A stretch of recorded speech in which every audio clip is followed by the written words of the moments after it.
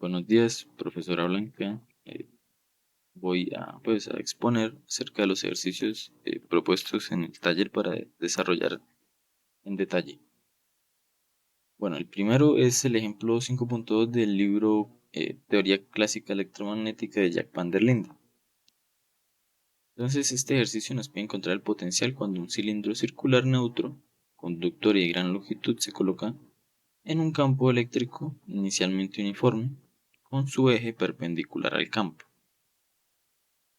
Bueno, entonces lo primero que se hace es, digamos, plantear, digamos, un esquema del problema. Entonces tenemos que hay un campo inicialmente uniforme, y pues introducimos este cilindro circular neutro conductor y de gran longitud. Por conveniencia, pues hacemos que el eje X sea paralelo al pues campo uniforme, y el eje Z sea paralelo también al eje, pero del conductor, ¿sí? De este cilindro. Debido pues, a la simetría y ya que el cilindro es de gran longitud, casi que podemos considerarlo infinito, pero no es infinito. Pues no se toma en cuenta mucho esta dirección Z, ¿sí? Entonces es como si estuviéramos en un plano. Y pues podemos plantear coordenadas polares, en las cuales pues hay un R, ¿sí? Y un ángulo. Este ángulo se mide en desde X, ¿sí? hasta donde está el R. Bueno, entonces en la primera parte de el ejercicio esto es lo que yo explico, ¿sí? Lo que dije antes. Y pues entonces luego tenemos que eh, para un R suficientemente largo, podemos considerar que el campo es un campo constante en dirección X, ¿ya? Con esta consideración, entonces, podemos aplicar esta ecuación para obtener el potencial en un R suficientemente largo. Entonces, pues, este gradiente, digamos que como solo está el campo en dirección X, el gradiente pues también solo tendrá la componente en X, ¿sí? Porque es la única que podemos comparar. Si se hicieran las otras que se podrían hacer, pues se igualarían a cero porque no hay más. Entonces, bueno, acá lo que hacemos es integrar, ¿sí? Integrar y obtenemos este resultado para el potencial en un R suficientemente grande. Entonces sería menos E sub 0 por X más una constante. Bueno, acá lo que expliqué de la simetría del sistema, que el cilindro tiene su eje paralelo al eje Z y podemos trabajar en coordenadas polares. Entonces, como queremos trabajar en coordenadas polares, este X debemos pasarlo pues a coordenadas polares, y sabemos que ese X es la proyección acá, esta parte del vector. Entonces sería coseno de phi igual a R sobre, X, ya coseno de phi igual a X sobre R. Y despejando pues nos queda que coseno de phi por, R es igual a X. Y pues ahí obtenemos la expresión para reemplazarlo. Bueno, entonces, ¿qué pasa con esta constante?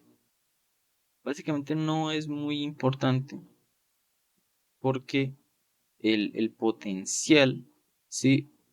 De esta forma y de esta forma más la constante nos describen exactamente el mismo campo.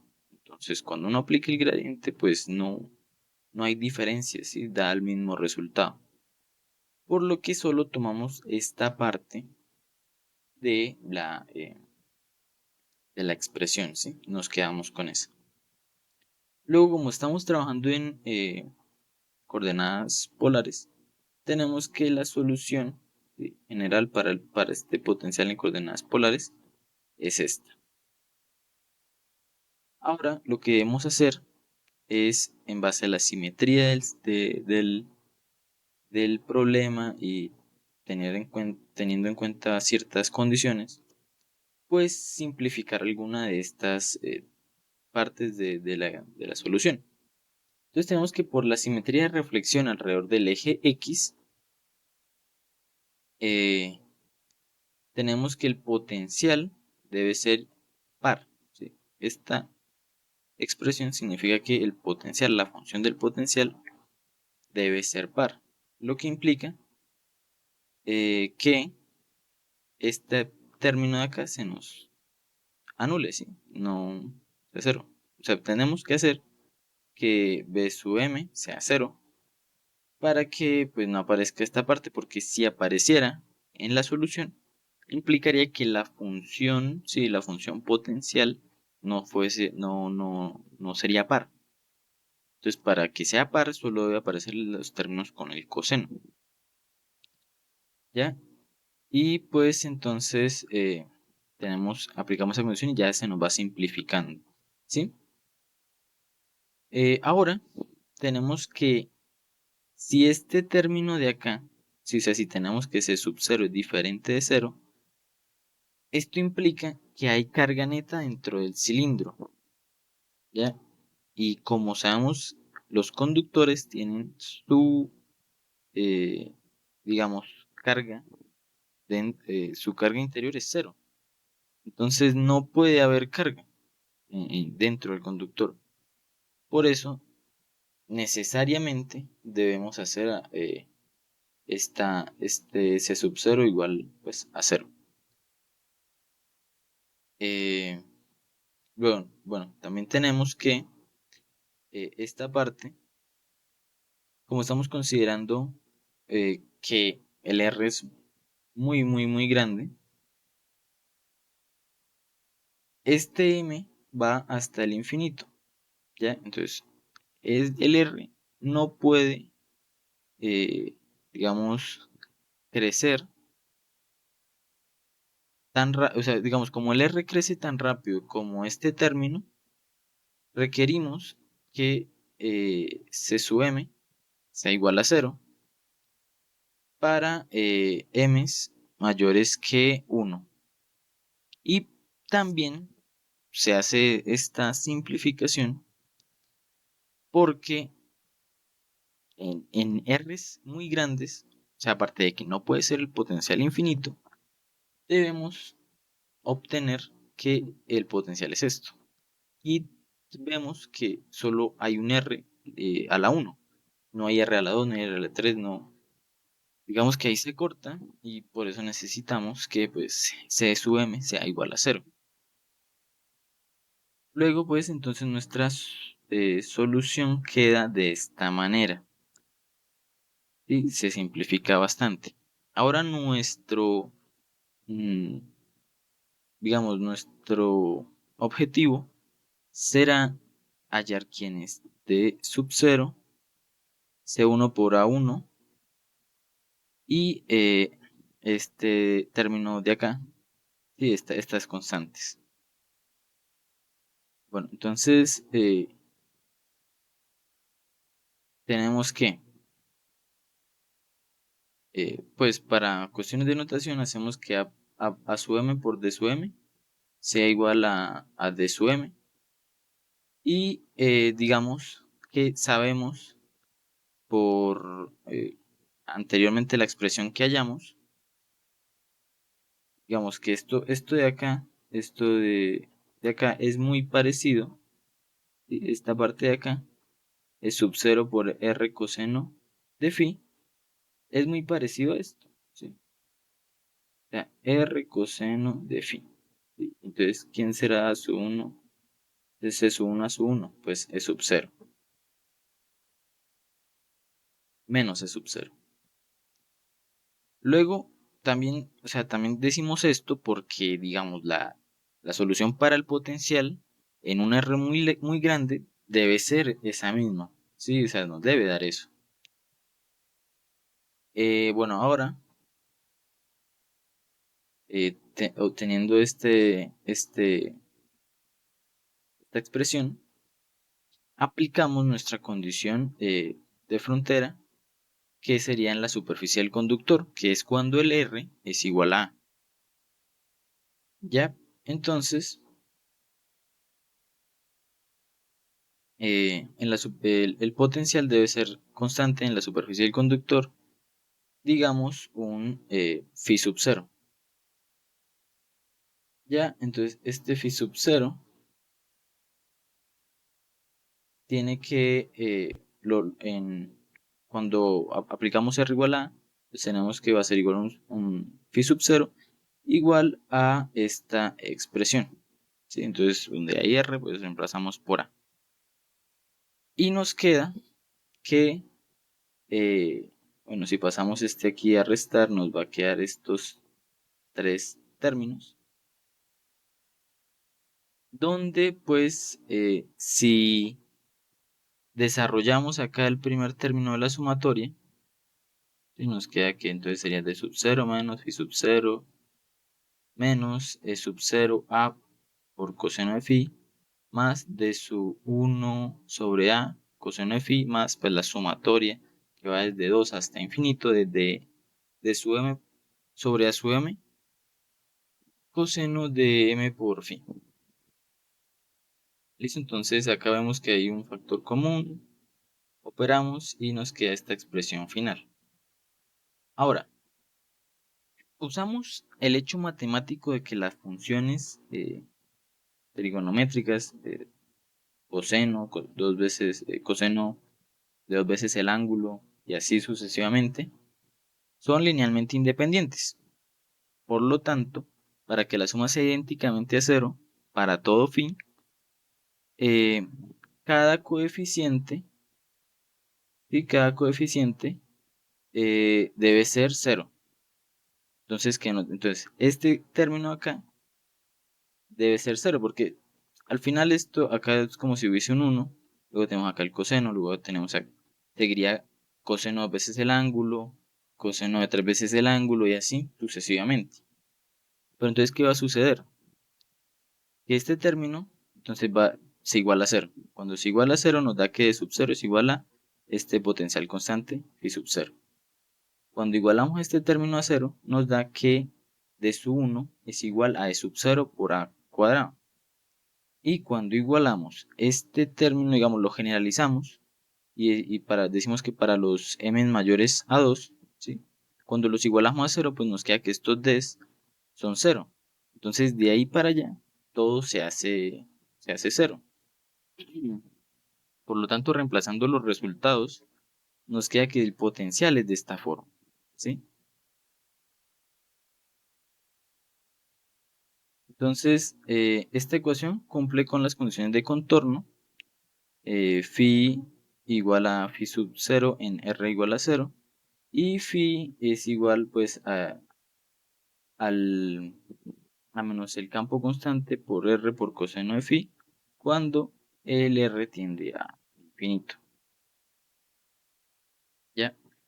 Bueno, entonces ese sería por parte del primer ejercicio.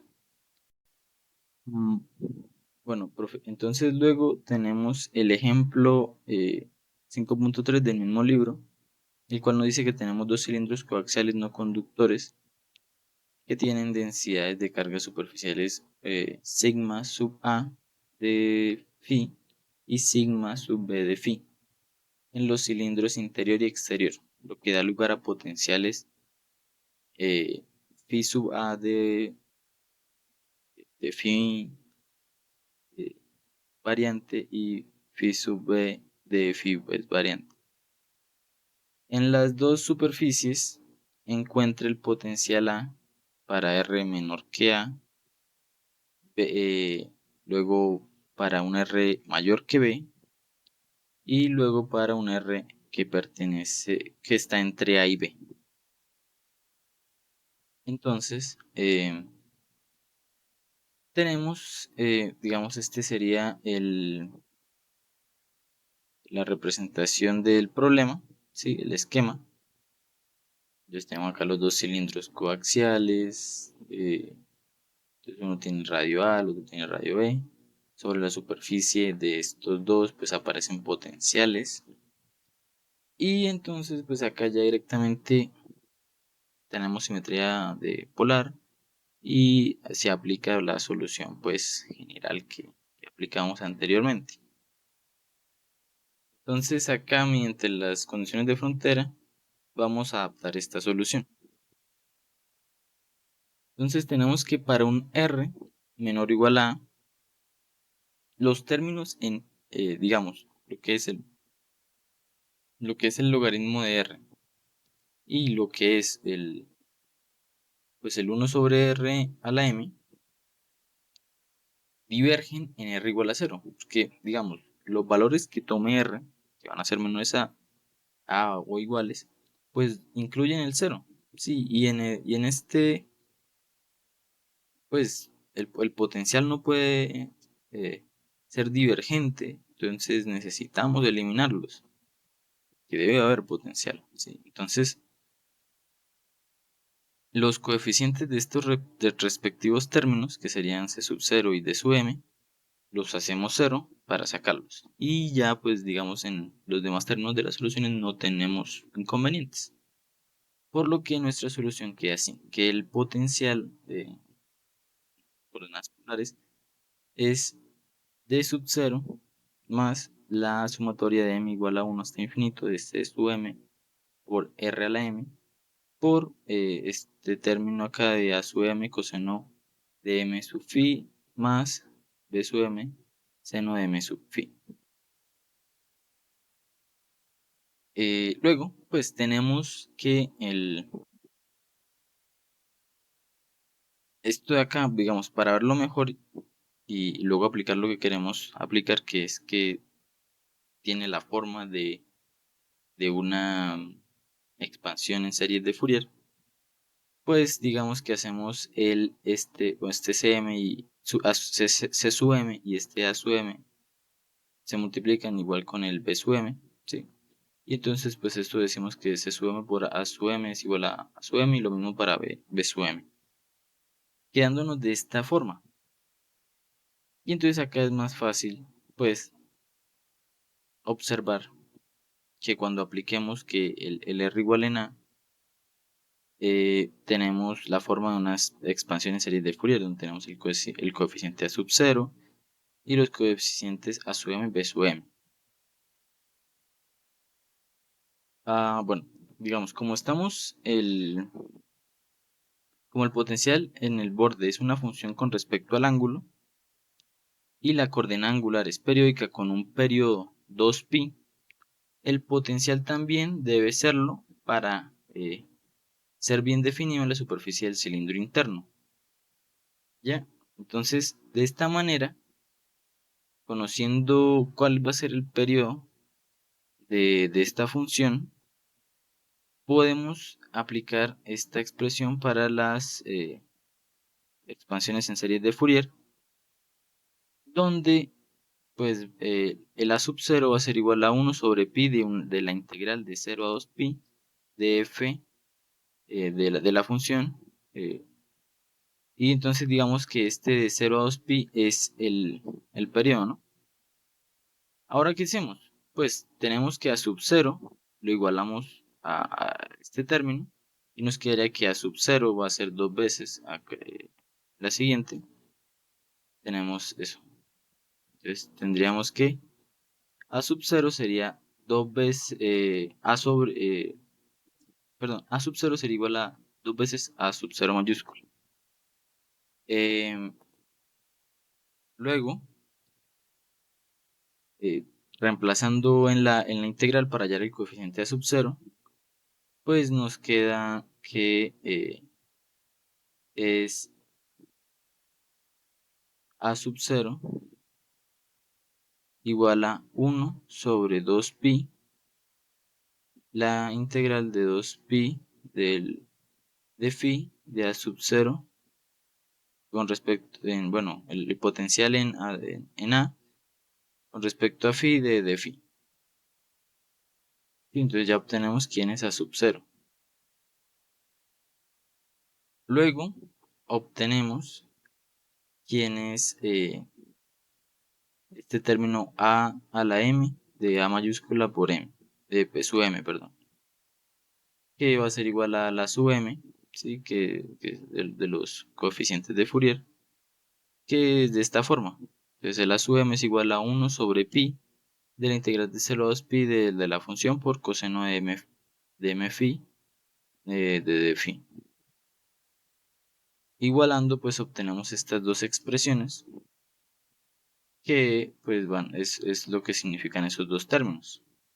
Digamos que cuando llegamos a este punto del potencial, cuando aplicamos la condición de frontera, ya tenemos la solución de cómo es el potencial, pero lo que, o sea, para lo que hicimos la comparación con las expansiones en series de Fourier, es para saber quién es A sub 0, quién es este término acá y quién sería este término acá multiplicado por A sub m. Y ya, para saber qué serían esos coeficientes y tener luego ya el resultado final. Luego aplicamos la otra condición, ¿no? Digamos, la otra región para la que queremos hallar el potencial, que sería una región mayor o igual a B. Entonces, si miramos el gráfico mayor o igual a B, sería el potencial que hallamos para esta región, ¿sí? En B o mayor que B. Luego, pues debemos hacer las siguientes consideraciones. Como este R puede ir hasta infinito, entonces digamos que de la ecuación general no nos sirve que, digamos, este término ¿sí? Que este término aparezca porque se va hacia infinito. Tampoco nos serviría que esté este logaritmo acá, ¿sí? Que sería este infinito. Pero debemos asegurar que haya carga en digamos, dentro de, si quisiéramos hallar el,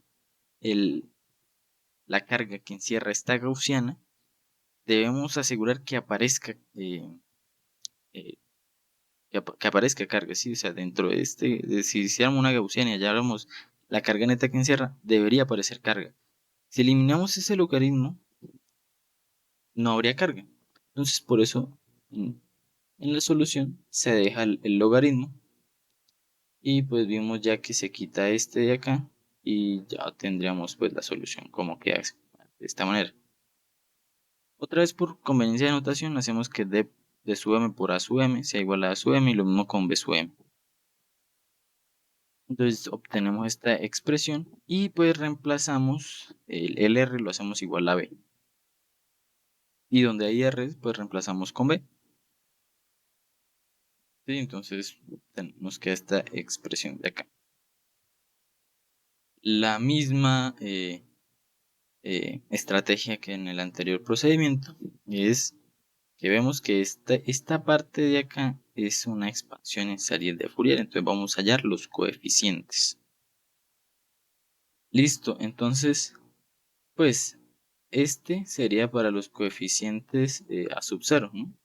Pues al igualar pues tenemos que a sub 0 es esto.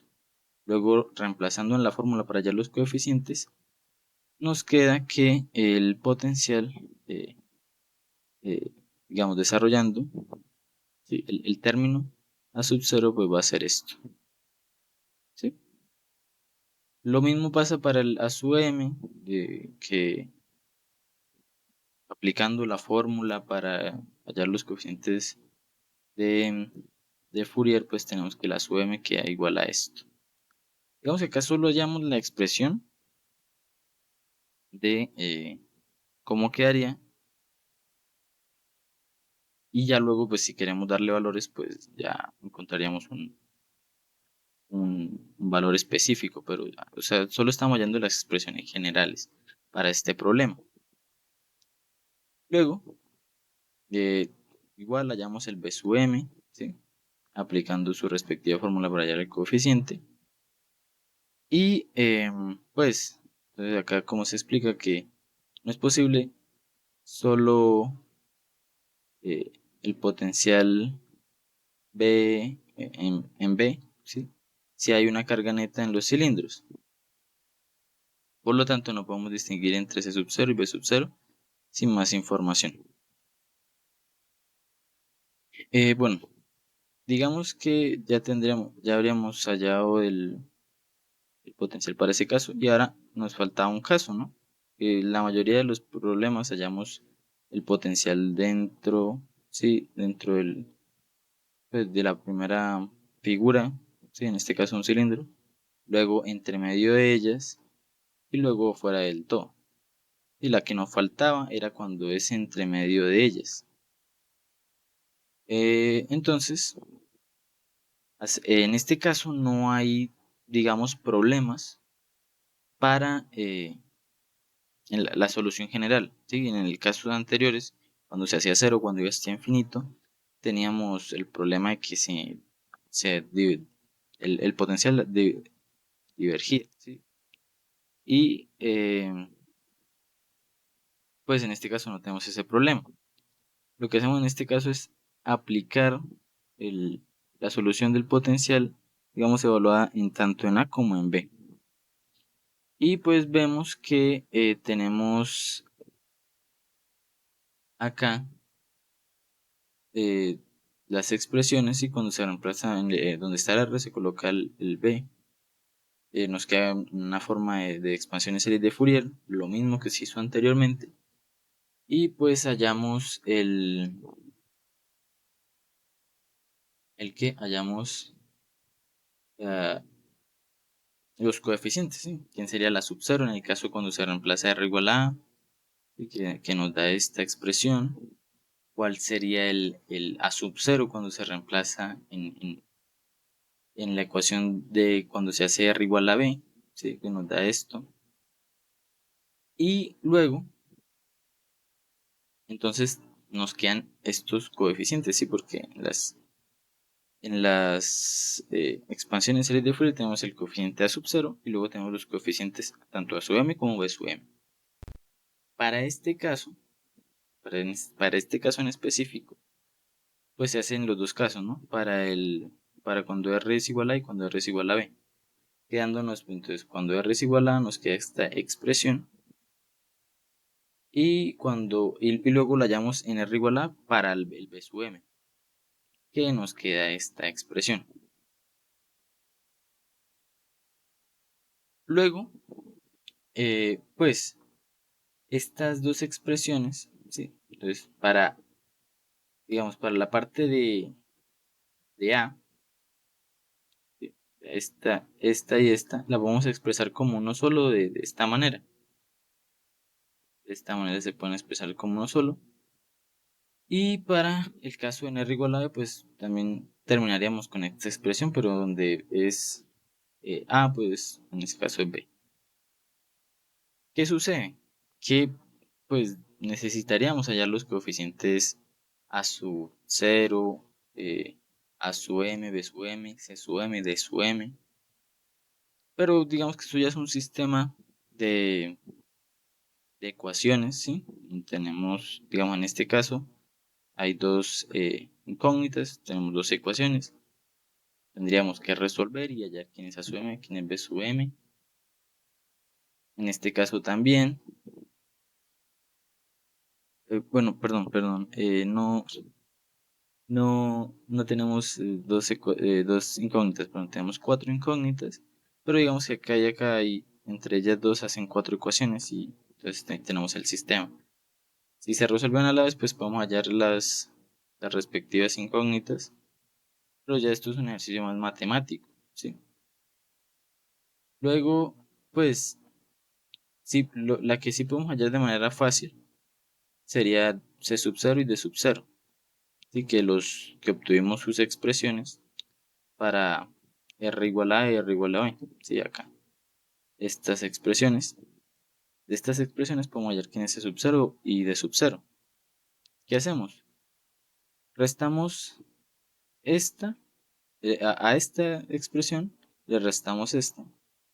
Al hacer esa resta, nos queda que pues, hay que operar cancelan estos de subceros. Digamos que acá sacamos unos factores comunes, 1 sobre 2pi, las integrales tienen los mismos límites, pero digamos, queda una sola integral y queda la resta de estos potenciales. Luego acá queda por este lado queda la resta de logaritmos, que es el logaritmo de la división de estos dos, y obtendríamos quién es C sub 0. Luego, sabiendo quién es C sub 0, pues lo reemplazamos en una de estas dos ecuaciones. Yo en este caso lo reemplacé en la primera. Y pues operamos hasta despejar D sub 0 y tener pues una ecuación lo más simplificada posible, que en mi caso dio esto. ¿Ya? Y pues esa sería la explicación de los dos ejercicios planteados para realizar el taller.